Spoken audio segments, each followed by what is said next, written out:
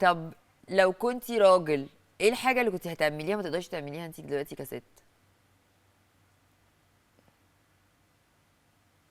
هعمل اللي نفسي فيه بقى من غير افتح الباب وانزل اخرج، يعني مش هعمل اعتبار لحد خالص.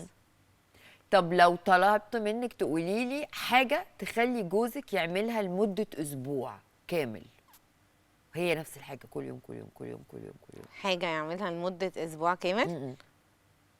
حكم.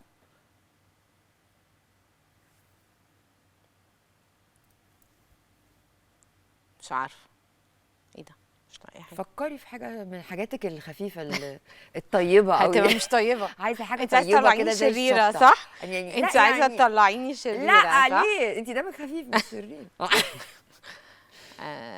يقعد في البيت ما يخرجش لمده اسبوع. اه، ما يعتبش بره باب البيت. هتقعدي معاه ولا هتسيبيه لا لوحده؟ طبعا هسيبه وانزل. كذابه. انا قلت هيقعد في البيت تقعدي معاه. لا طبعا هسيبه يقعد لوحده خالص اسبوع. ليه؟ ما يخرجش بره البيت. طب ليه؟ الهدف ايه؟ ما اعرفش اي حاجه، عقاب بقى. نهار اسود.